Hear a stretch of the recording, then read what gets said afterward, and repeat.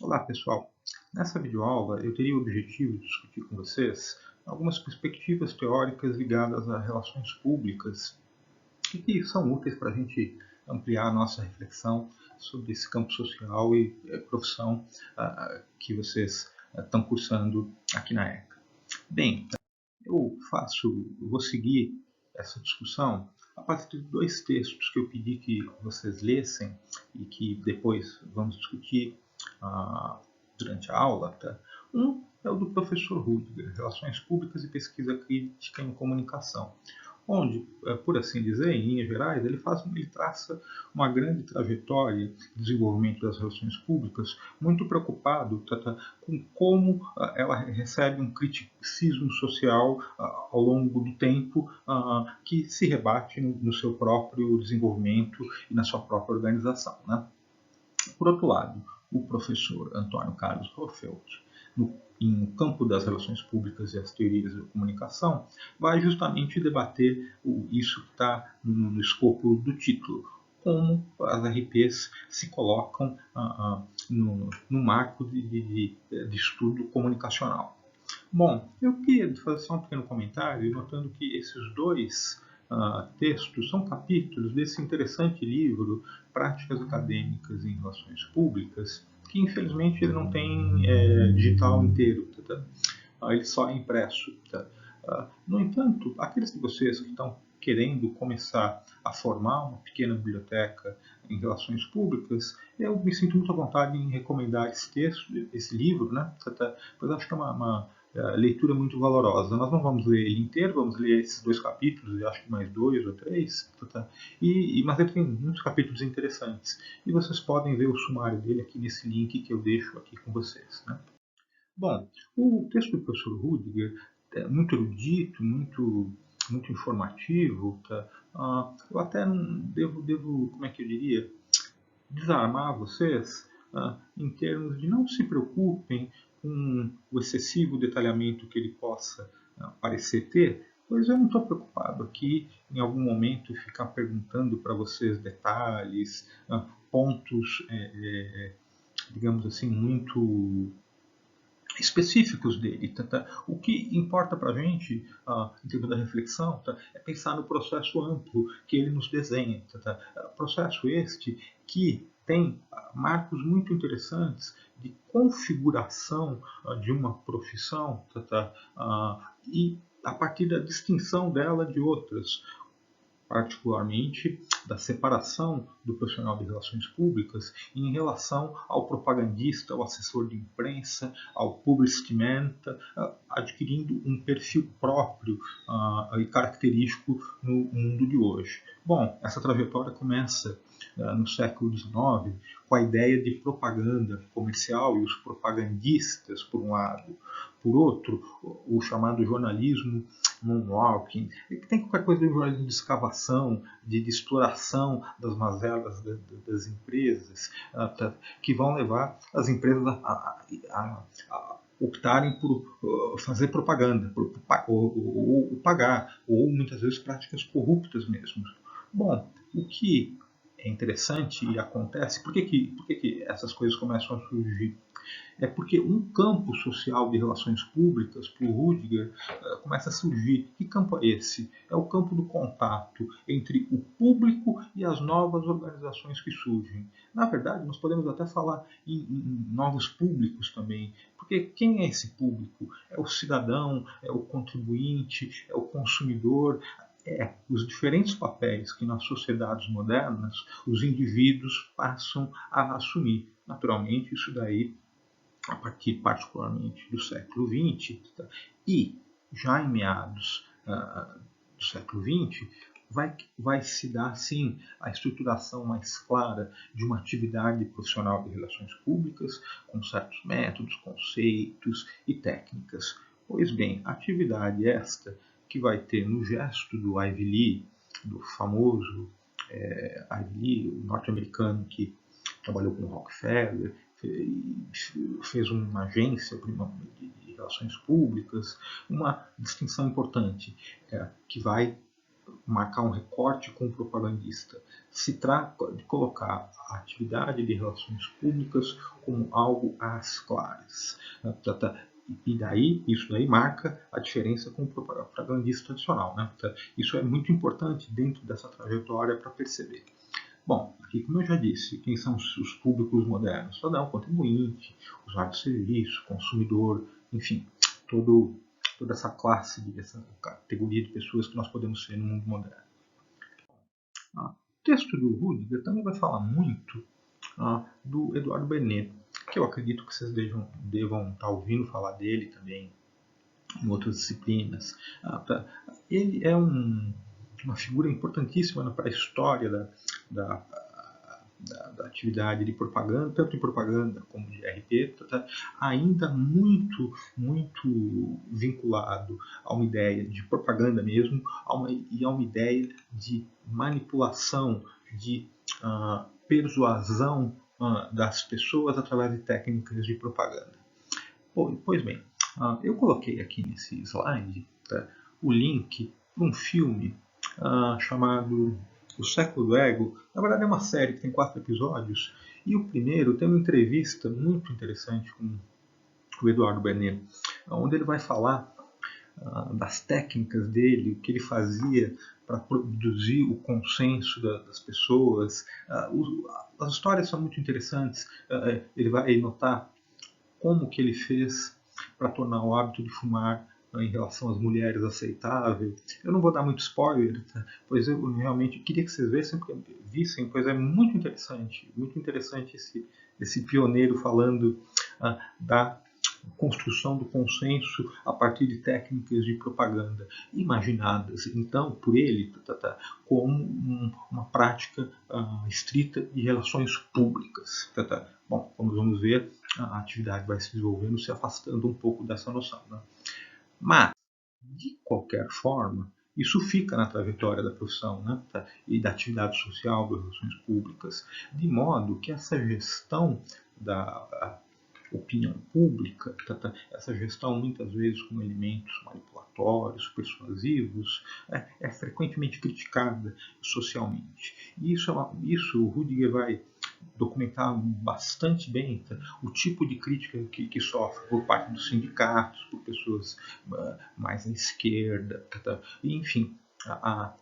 Isso faz, naturalmente, com que a atividade de relações públicas se organiza profissionalmente, mas tem um certo déficit de legitimidade social. Né?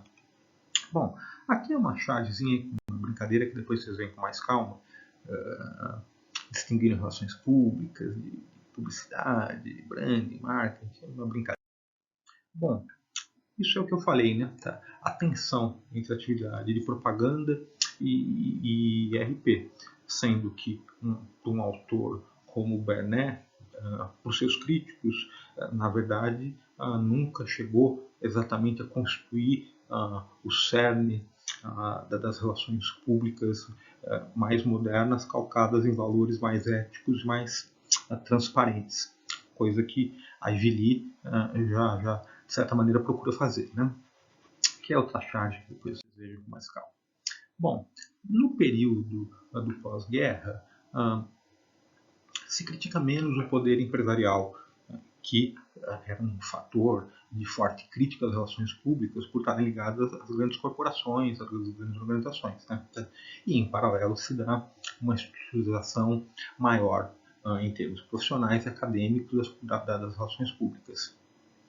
Porém, inúmeros casos controversos continuam acontecendo, estradas de ferro, e outras grandes empresas que jogam atenção sobre o trabalho e a atuação das relações públicas. Bom, as relações públicas, nesse momento, vão, a partir de uma inspiração liberal, notar que as empresas precisam intervir junto à cidadania e por essa via junto aos poderes públicos. E que, desse ponto de vista, as relações públicas seriam uma face de profissionalização das atividades profissionais. De certa maneira, esse contradiscurso das organizações e das relações públicas tem respaldo até hoje, né? E, como o autor coloca, as relações públicas converteram em profissão na medida que ajudaram as corporações a tomar o lugar do governo como instituições promotoras do bem-estar social numa era de crise. Tá? Não por acaso, portanto, nós vamos ver hoje o quanto as empresas estão procurando se mostrar com boa vontade de ajudar na época atual da nossa crise do pandêmico. Né? Bom, então, esse é uma espécie de ideia da empresa como bom vizinho, uh, alguém que colabora para a comunidade. Né? Por outro lado, a gente sabe que não é sempre assim. E daí vai se desenvolver um novo tipo de crítica no panorama contemporâneo, muito fortalecida pelas mídias sociais, em relação às chamadas contra-relações públicas. Então, por exemplo, aqui a gente tem um site onde os cidadãos colocam casos onde se diz que a empresa fala tal coisa, mas age de determinada maneira.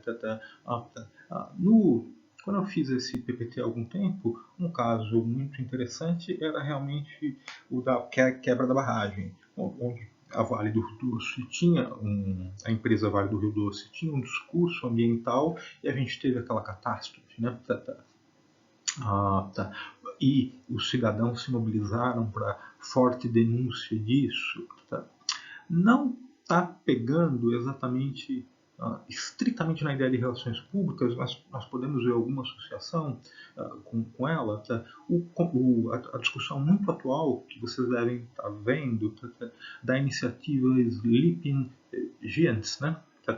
Bom, eu vou deixar para vocês no nosso debate pensarem em que medida a gente está pensando em contra-relações públicas ou em contra-propaganda em relação a uma iniciativa como essa. Né? Bom, quem não sabe o que é, procure no Google. Enfim, mas está sendo tão falado que eu acho que vocês sabem. Né? Bem, concluindo, o autor, o Rudiger, vai pensar em como incorporar essas críticas à profissão e à prática profissional. Uma chave de leitura dessa incorporação, que vocês vão ver e vai ser muito discutido, é situar essas críticas numa prática, no famoso modelo de mão dupla. O autor é cético em relação a essa possibilidade. Né? De outro lado, ele acha possível e importante pensar as questões éticas e políticas que envolvem a atuação das relações públicas.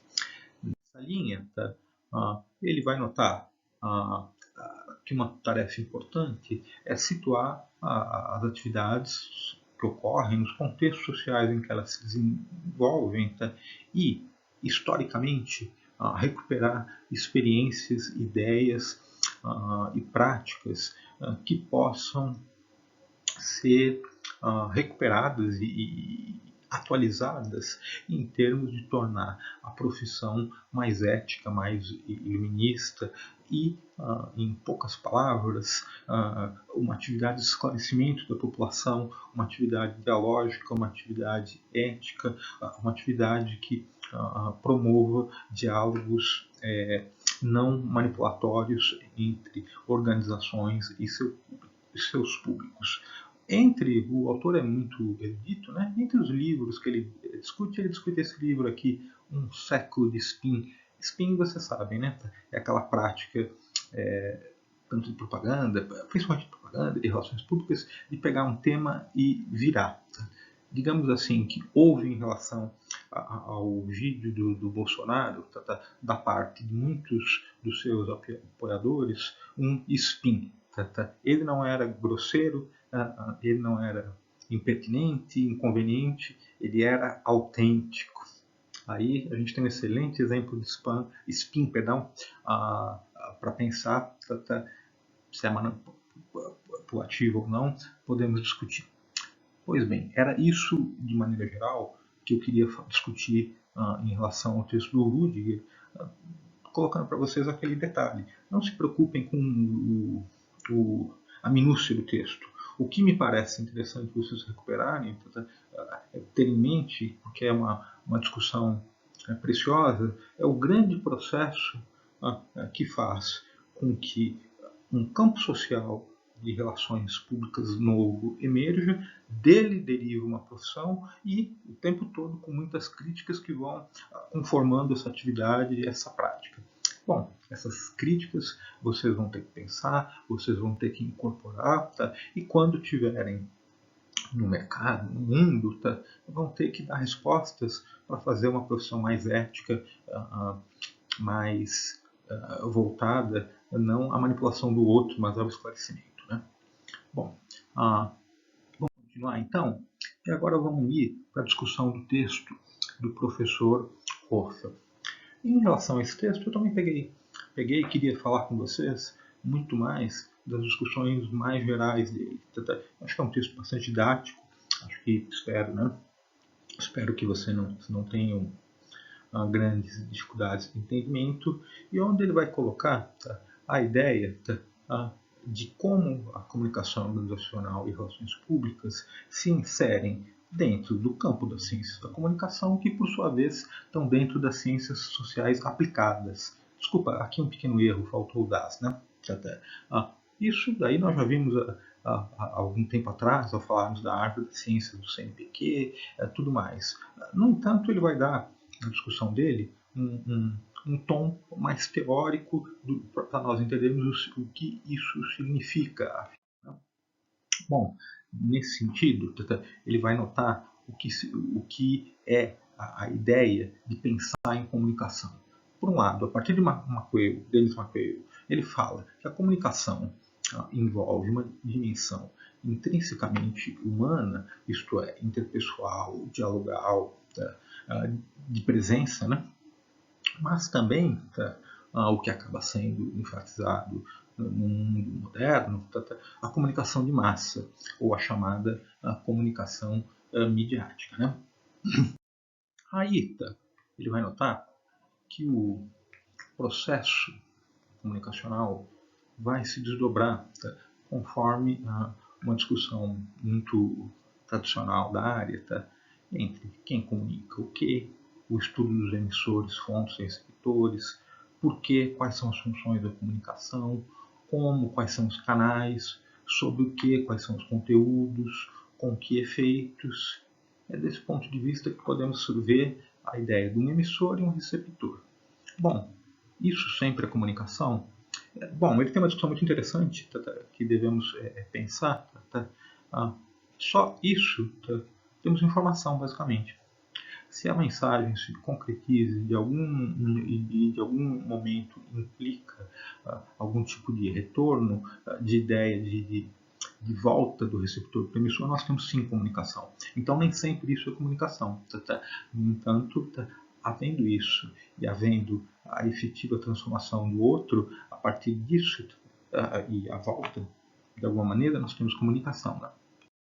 Bom, aí ele vai fazer uma pergunta.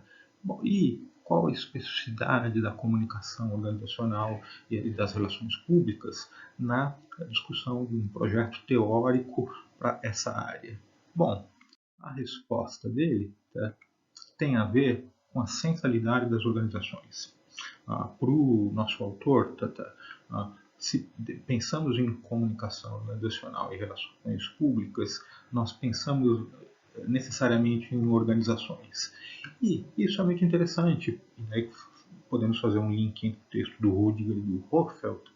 O Rudiger vai nos notar que é justamente do fortalecimento de organizações que vão se comunicar com indivíduos transformados em público é que surge um campo de relações públicas, né? Campo esse que vai dar um profissional, que vai dar um conjunto de problemas sociais interessantes e que levam a gente a ter interesse em pensar, em refletir sobre ele. Bom, por outro lado, o autor vai tomar do Luhmann a ideia que essa a comunicação se dá a partir de um conjunto de seleções que nós fazemos no nosso ambiente cognitivo. Nós quem? Nós como relações públicas, nós como jornalistas, nós como cineastas, como editores, nós selecionamos determinadas informações e escolhemos certas formas de expressão. E, portanto, nós não damos atenção a tudo. É nesse sentido que eu, em algum momento de cursos passados, achava muito interessante colocar para alguns alunos essa observação do jornalista Ricardo Noblat, que notava que nós só fomos descobrir uma série de aspectos muito positivos da atuação da então vereadora Marielle a partir da morte dela. Por quê? Porque no conjunto de seleção anterior, ela era uma personagem que não tinha quase espaço nos meios de comunicação. Pois bem, isso é um ponto para a gente pensar o quanto, de repente, tem tantas coisas interessantes e que merecem ser comunicadas hoje e o tempo todo e não estão sendo. Problemas de seleção. Mas aí a seleção é comunicação. Isso enfim, está envolvido no processo de fazer comunicação. Bom, concluindo, o autor vai falar a necessidade de pensar relações públicas, comunicação nacional, no conjunto das teorias de comunicação que ajudam a esclarecer diferentes fenômenos relacionados à nossa área. Ele dá um exemplo que eu acho muito interessante, que é a questão do newsmaking. Newsmaking é uma teorização que vai pensar nos fatores condicionantes da produção do jornalismo. E daí o exemplo dele é válido, pois ele vai dizer, bom, o newsmaking é uma teoria jornalística, né? No entanto, nós podemos tirar a analogia e pensar nos fatores condicionantes da produção de relações públicas. Quais são? O poder das chefias, o tamanho da... Enfim, a teoria do newsmaking tem uma série de elementos que podem, muitas vezes, ajudar a esclarecer uma outra prática de comunicação. É nesse sentido que se estabeleceria alguma interdisciplinaridade interna à nossa área, aos nossos ramos do saber. Por outro lado, poderemos dialogar e precisaremos muitas vezes com setores da psicologia, da sociologia, pois essa é uma marca fundamental das teorias e da reflexão em comunicação.